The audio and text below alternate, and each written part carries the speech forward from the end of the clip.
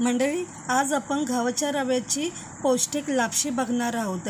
ही लापशी कमी इंग्रेडियंट्समध्ये आणि झटपट तयार होते। चला पाहूया रेसिपी। मंडळी, आज आपण लापशी करणार आहोत। त्यासाठी मी इथे 1 वाटी गव्हाचा रवा घेतलेला आहे। यालाच दलिया सुद्धा म्हणतात। गव्हाचा रवा मी निवडून घेतलेला आहे। या दलियाला म्हणजेच गव्हाच्या रव्याला आपण चांगला आता धुवून घेऊया। हा गव्हाचा रवा मी चांगला 2 वेळा धुवून घेतलेला आहे। आता हाच दलिया म्हणजेच गव्हाचा रवा आपण 2 तास असंच पाण्यामध्ये भिजवून ठेवणार आहोत। तुम्ही रात्रभर भिजवून ठेवला तर उत्तमच आहे। 2 तासानंतर आपलं काम सुरू होणार आहे। काजू आणि बदामाचे तुकडे घेतलेले आहेत, ते आपण तुपावर शॅलो फ्राय करून घेऊ।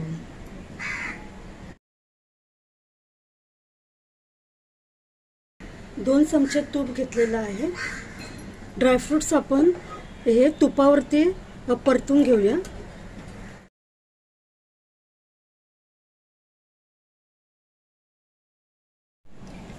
ड्रायफ्रुट्स तुपावर चांगल्या पद्धतीने आपण भाजून घेतलेले आहेत। हा दलिया सकाळी मी 2 तास भिजत ठेवलेला, तुम्ही 1 तास भिजत ठेवला तरी चालेल। पण रात्रभर हा दलिया जर तुम्ही भिजत ठेवला तर तुपावर भाजताना तो चांगला फुलतो आणि ह्याची लापशी खूप चवदार आणि नरम होते। या गव्हाच्या रव्यातलं आपण पाणी काढून घेऊया। गव्हाच्या रव्याचं पाणी काढून घेतलेलं आहे, तुपावरती आपण परतून घेऊया। सुरुवातीला 2 चमचे तूप घेऊया, सध्या कमीच घेऊया।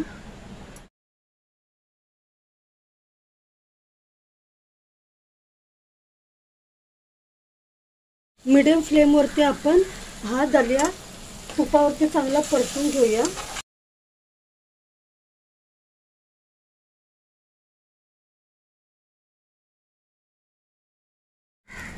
दलिया जरा सुका वाटतोय, आपण 2 चमचे तूप आणखीन ऍड करूया। दलियाला तांबूस रंग येत नाही आणि दलिया फुलत नाही तोपर्यंत आपल्याला या तुपावरती चांगला भाजून घ्यायचा आहे हा गव्हाचा रवा। पण 2 चमचे तूप आणखीन वाढवूया यामध्ये। ज्यांना तुपाचं प्रमाण कमी हवं असेल त्यांनी लापशी तयार करताना लापशीमध्ये 2-2 चमचे तूप वाढवून तुपाचं प्रमाण कमी ठेवू शकता आणि लापशी कमी तेलकट बनवू शकता। तुपावरती हा गव्हाचा रवा भाजल्यामुळे चांगला मोकळा झाला आहे आणि थोडासा तांबूस रंग सुद्धा आलेला दिसतोय। हा दलिया जोपर्यंत मोकळा होत नाही तोपर्यंत आपल्याला भाजून घ्यायचा आहे आणि आता हा मोकळा दिसतोय बघा। आता आपण ही भाजण्याची प्रोसेस इथे स्टॉप करणार आहोत। हे बघा किती मोकळा वाटतोय ना, हे बघा असा फुलायला पाहिजे आणि मोकळा झाला पाहिजे हा दलिया। पण पाणी ओतून घेऊया। 1.5 ते 2 ग्लास पाणी ऍड करायचे आहे। गव्हाचा रवा बुडेल एवढंच आपल्याला पाणी टाकायचंय, कारण तो पाण्यामध्ये शिजला पाहिजे ना। आपण यामध्ये थोडंसं मीठ वाढवूया, थोडंसं एकदम चिमूटभर।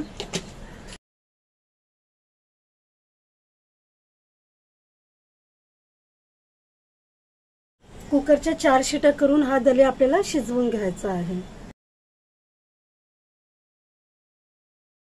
हा दलिया आपण कुकरमध्ये 4 शिट्यांमध्ये चांगल्या प्रकारे शिजवून घेतलाय। हे बघा भातासारखं झालं। आता गॅसची फ्लेम लावूया, मीडियम मध्ये ठेवूया।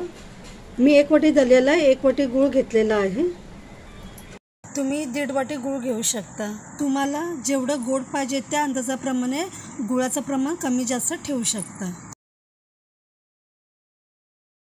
पण 1 वाटी जेव्हा गव्हाचा रवा घेतलेला ना तेव्हा तो किती कमी दिसत होता आणि जेव्हा आपण हा गव्हाचा रवा कुकरमध्ये शिजवून घेतला तेव्हा किती डबल झालेला दिसतोय, हा बघा, है ना.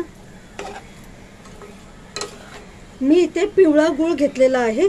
तुम्ही चॉकलेटी रंगाचा गूळ सुद्धा घेऊ शकता.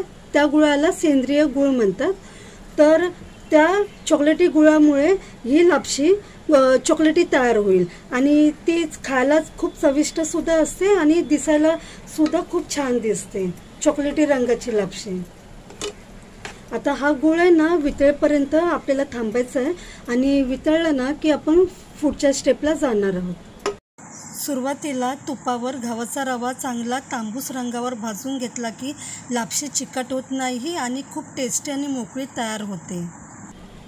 मंडळी, ह्या लापशीमधला सगळा गूळ चांगल्या प्रकारे वितळलेला आहे.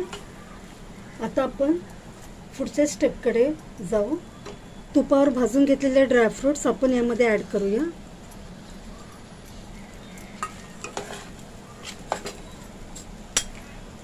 मनुके. हे ड्रायफ्रूटचं काही प्रमाण नाही आहे.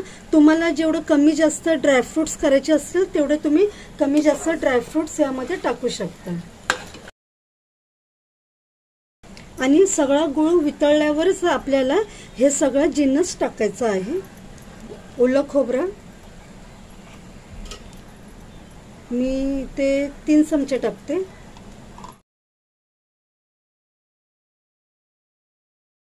ओल्या खोबऱ्यामुळे लापशीला चांगली टेस्ट येते आणि लापशी खूप चवदार होते. आता आपण गॅस बंद करूया. अर्धा चमचा वेलची पावडर घेतलेले आहे.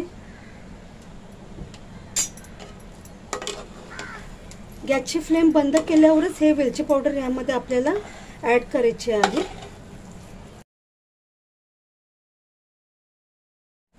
तुम्ही ह्यामध्ये जायफळ पावडर पण टाकू शकता, पण मी इथे वेलची पावडर एकच इंग्रेडियंट्स टाकलेला आहे. लापशी सुकी वाटत असेल तर तुम्ही आणखीन 2 चमचे तूप लापशीमध्ये वाढवू शकता. मंडळी, आपली ही लापशी तयार झालेली आहे. आता आपण सर्व करून घेऊया. ही लापशी आपण खूप कमी वेळेमध्ये आणि कमी इंग्रेडियंट्समध्ये तयार केलेले आहे.